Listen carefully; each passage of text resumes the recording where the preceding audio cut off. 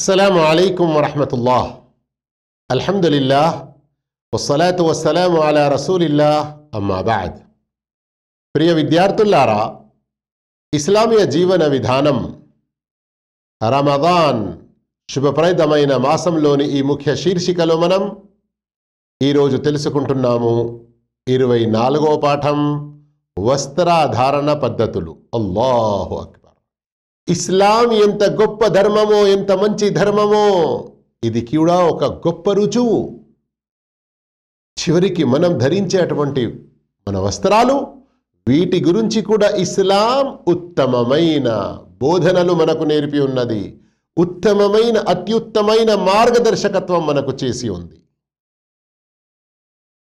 విశ్వాసి తన వస్త్రధారణ విషయంలో కూడా ఖురాన్ హదీసులో తెలుపబడినటువంటి ఈ పద్ధతులను తప్పకుండా పాటించాలి. మన ఈ క్లాసులో మొదటి విషయం ఈరోజు, ఒక ముస్లిం పురుషుడు పట్టు వస్త్రాలు ధరించకూడదు.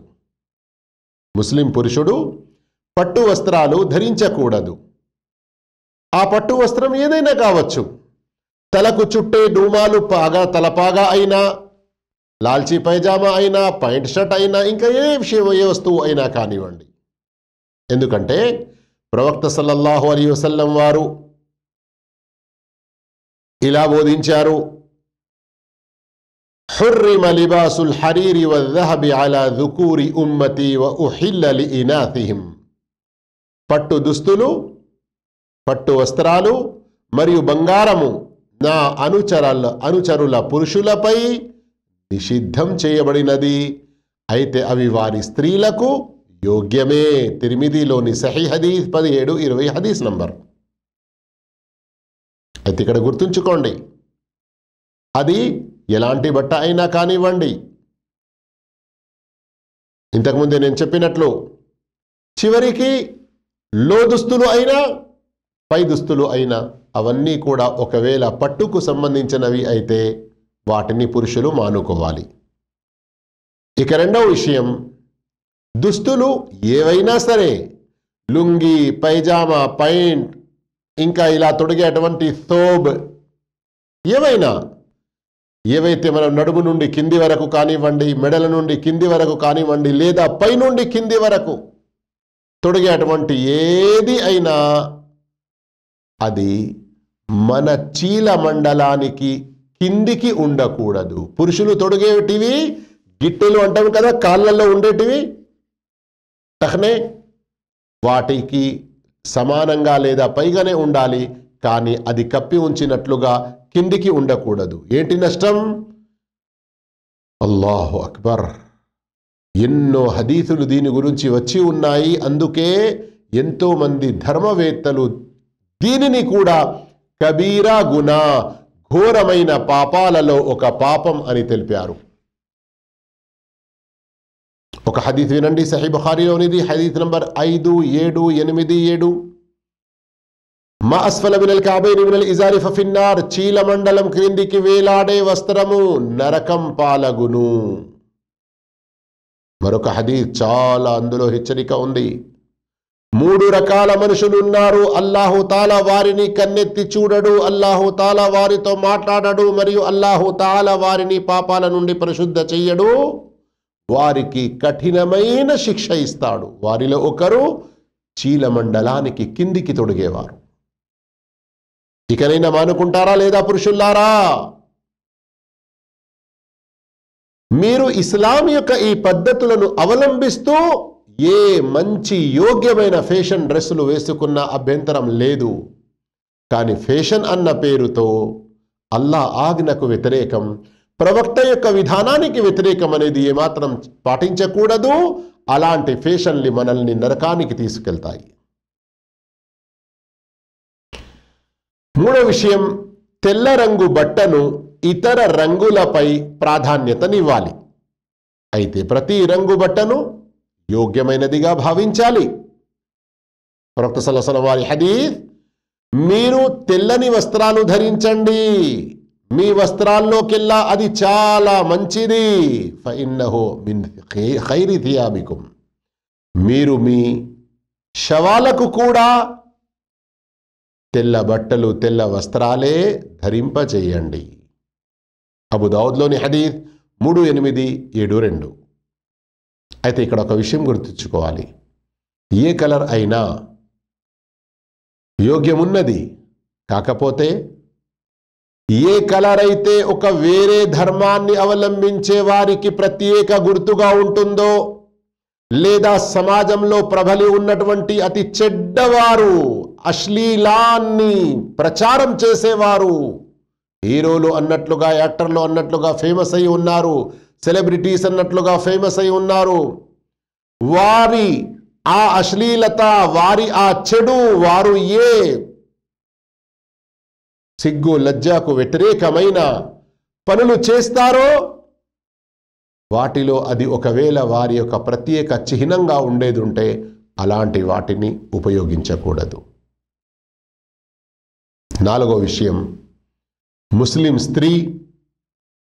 ముస్లిం స్త్రీ ధరించేటువంటి దుస్తులు పొడుగ్గా ఉండాలి, పాదాలు కనబడకుండా ఉండాలి, మరియు దుప్పటితో తమ యొక్క తలతో పాటు వక్షస్థలాలను కూడా, మెడలను కూడా కప్పి ఉంచాలి. అల్లాహ్ యొక్క ఆదేశాలను గమనించండి. ఇక్కడ ప్రత్యేకంగా సూరతుల్ అహ్జాబ్లోని ఈ ఆయత్ నంబర్ 59ని శ్రద్ధగా అర్థం చేసుకోండి. ప్రత్యేకంగా స్త్రీలు మరియు స్త్రీలు ఉన్నటువంటి తల్లి కానివ్వండి, చెల్లి కానివ్వండి, భార్య కానివ్వండి, కూతురు కానివ్వండి, మీకు ఉన్నారు కదా పురుషుల్లారా, మీరు మీ స్త్రీలకు కూడా ఈ విషయాలు నేర్పండి. ఈ రోజుల్లో ఒక పుకార ఏం జరుగుతుంది, ఖురాన్లో పర్దా గురించి ఎక్కడ ఈ ఆదేశం లేదండి, వీళ్ళు అలాగే చెబుతూ ఉంటారు. తప్పు మాట. ఖురాన్లో ఆదేశం ఆర్డర్, అమ్ర్ యొక్క సేగాతో, ఆర్డర్ ఫార్మెట్లో సూరత్ అహ్జాబ్లోని ఆయత్ నంబర్ 59 ఎంత స్పష్టంగా ఉంది. యా అయ్యుహన్ నబియు, ఓ ప్రవక్త, కుల్, మీరు చెప్పండి, మీరు ఆదేశించండి, మీరు తెలుపండి, లి అజ్వాజిక్, మీ భార్యలకు, వ బనాతిక్, మీ బిడ్డలకు, వ నిసాయిల్ ముమినీన్, విశ్వాసుల స్త్రీలకు, యుద్నీన అలైహిన్న మిన్ జలాబీబిహిన్, తమ పైనుంచి వారు తమ దుప్పట్లను కిందికి వేలాడ తీసుకోవాలి అని. సర్వసామాన్యంగా తొడిగే దుస్తులు కాకుండా బయటికి వెళ్ళేటప్పుడు ఎక్స్ట్రా పైనుండి వేసుకునేటువంటిది, దీని గురించి ఇక్కడ ఆదేశించడం జరిగింది.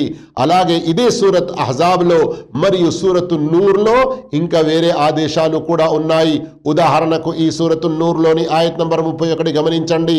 వల్యద్రిబ్న బిఖుమురిహిన్న అలా జుయూబిహిన్, తమ వక్షస్థలాలపై ఓనీలు వేసుకోవాలని ఆదేశించండి. వలా యుబ్దీన జీనతహున్, వారు తమ అందచందాలను, అలంకరణను కనబడనివ్వకుండా, ప్రదర్శించకుండా ఉండాలి. సోదర మహాశయులారా, పర్దాకు సంబంధించి ప్రత్యేకంగా మా వీడియోలు ఉన్నాయి జెడ్ దురూస్ యూట్యూబ్ ఛానల్లో, అక్కడ మీరు వివరంగా చూడవచ్చును. 5వ విషయం, బంగారపు ఉంగురం పురుషులు తొడగకూడదు.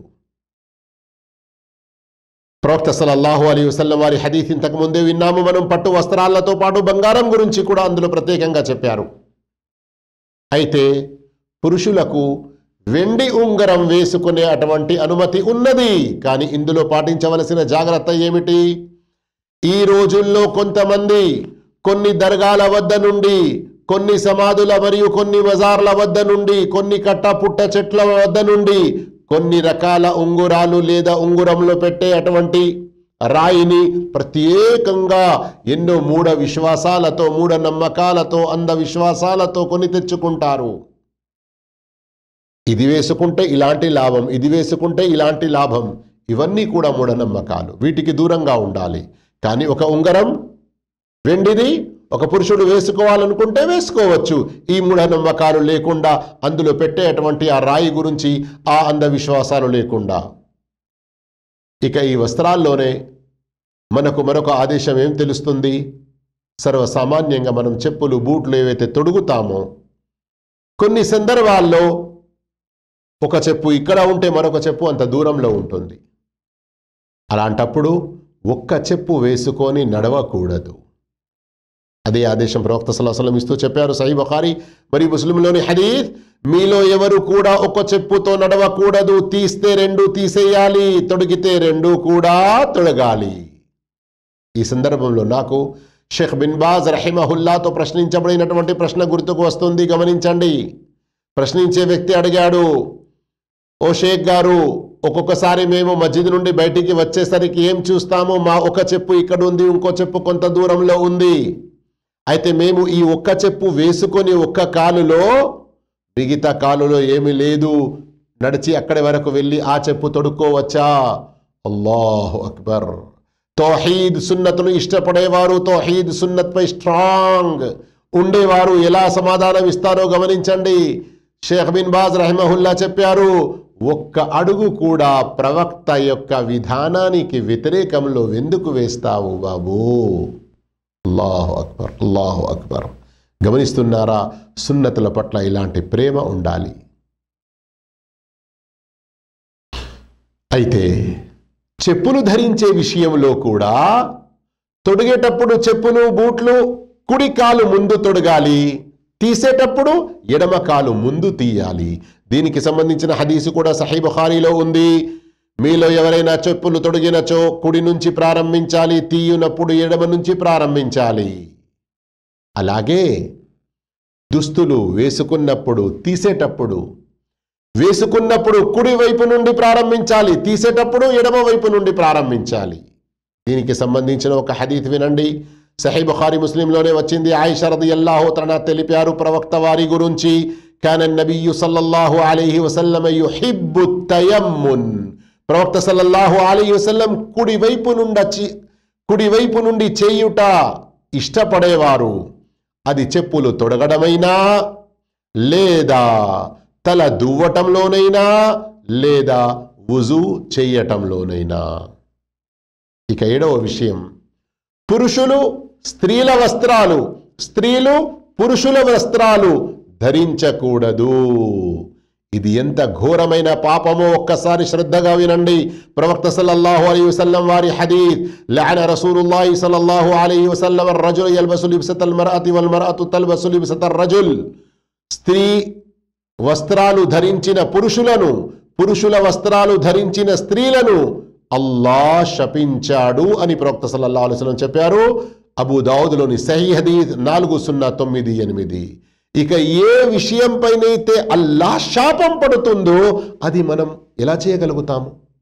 కానీ ఈ రోజుల్లో ఫ్యాషన్ ఏమైంది, అయ్యో చిన్న పిల్లలే కదా అని వారికి ధరింపజేసేటువంటి డ్రెస్సులు చేతులు మొత్తానికే లేకుండా కేవలం సన్నపు డోరీ, ఇక్కడ మొత్తం ఇదంతా వెనక ముందు ఓపెన్. చిన్నతనం నుండే ఇలాంటి డ్రెస్సులు వేస్తే పెద్దగా పెరిగే వరకు వారికి ఎలాంటి అలవాట్లు వేస్తున్నారు మీరు? ఆ శాపానికి మీరు గురి కావాలనుకుంటున్నారా? ఆడపిల్లలకు చిన్నపిల్లలే కదా అని మగపిల్లల డ్రెస్సులు. మరి కొన్ని సందర్భాల్లో అయ్యో బాబు ఒక్కసారి ఒక్క రోజు గురించి ఉండనివ్వు, ఈ బాబుకి ఒక్కసారి గౌను తొలగి చూపించు, ఇలా ఉంటాడో చూద్దాము, ఇళ్లలో అనుకుంటారు కదా ఇలా.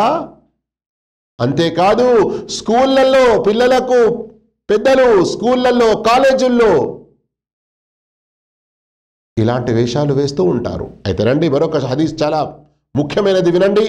లఅన రసూలుల్లాహి సల్లల్లాహు అలైహి వసల్లం అల్-ముతషబ్బిహీన మినర్ రిజాలి బిన్-నిసాయి వల్-ముతషబ్బిహాతి మినన్-నిసాయి బిర్-రిజాల్.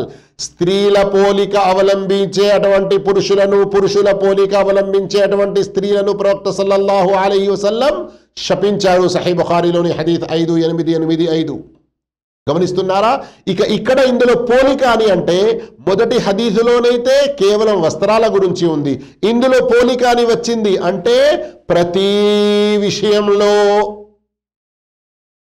నడకలో స్త్రీలు పురుషులు, పురుషులది స్త్రీలు, ఇలా నడక విషయంలో నటించడం, పోలిక చేయడం, వస్త్రాల్లో కానివ్వండి, మాట విధానంలో కానివ్వండి, ఇంకా వేరే రకాలుగా యాక్షన్స్ ఏవైనా కానివ్వండి, స్త్రీలు పురుషుల, పురుషులు స్త్రీల పోలిక అవలంబించడం ద్వారా ప్రవక్త యొక్క లానత్కి, శాపనానికి గురి అవుతున్నారు.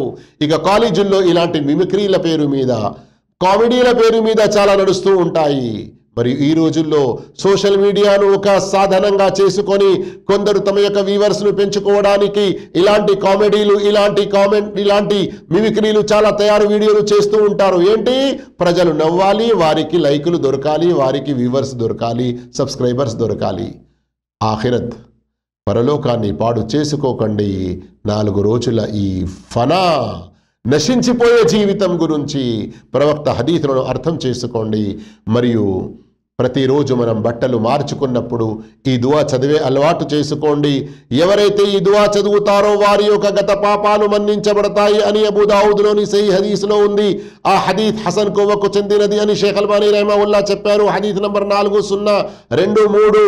అల్హమ్దులిల్లాహిల్లదీ కసానీ హాదా థౌబ వరజకనీహి మిన్ గైరి హౌలిన్ మిన్నీ వలా కువ్వా.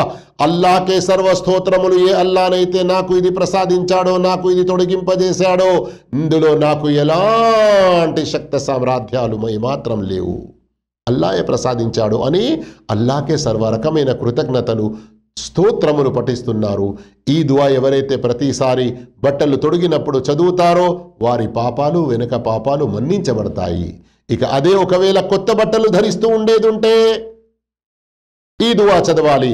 అల్లాహుమ్మ లకల్ హమ్దు అంత కసౌతనీహి అస్అలుక మిన్ ఖైరిహి వ ఖైరి మా సునిఅ లహు వ అఊదు బిక మిన్ షర్రిహి వ షర్రి మా సునిఅ లహు. ఓ అల్లాహ్, సర్వ స్తోత్రములు నీ కొరకే, అన్ని రకాల కృతజ్ఞతలు నీకే. నీవే ఈ వస్త్రాలు ధరింపజేశావు. దీని మేలును, దీని తయారీలోని మేలును నీతోనే అడుగుతున్నాను, వేడుకుంటున్నాను. మరియు దీని కీడు నుండి, దీని తయారీలోని కీడు నుండి నీ శరణు కోరుతున్నాను. మరియు అలాగే ఇదే హదీసులో వచ్చి ఉంది, ప్రవక్త సల్లల్లాహు అలైహి వసల్లం చెప్పారు, మీరు ఎవరైనా కొత్త బట్టలు తొడిగినది చూస్తే దువా ఇవ్వండి. తుబ్లి వయుఖ్లిఫుల్లాహ్. మీరు వీటిని తొడిగి పాతవి చేసేయాలి. అల్లా ఇంకా మీకు ప్రసాదిస్తూ ఉండాలి. గమనించండి, ఎంత మంచి దుఆలు మనకు నేర్పబడ్డాయి. ఇలాంటి ఈ దుఆలను, ఇలాంటి విషయాలను గనక మనం నేర్చుకొని పాటిస్తూ ఉన్నామంటే అల్హమ్దులిల్లా పుణ్యాలు కూడా మనకు లభిస్తాయి. ఇహపరలోకాలు మనవి చాలా బాగుపడతాయి. ఈ వస్త్రధారణకు సంబంధించిన పద్ధతులు ఏవైతే ఖురాన్ హదీస్ ఆధారంగా తెలుసుకున్నామో వీటి ప్రకారంగా ఆచరించే భాగ్యం అల్లాహ్ మనందరికీ ప్రసాదించుగాక. ఆమీన్. వ ఆఖిరు దావానా అల్హమ్దులిల్లాహి రబ్బిల్ ఆలమీన్. అస్సలాము అలైకుం వరహ్మతుల్లాహి వబరకాతుహు.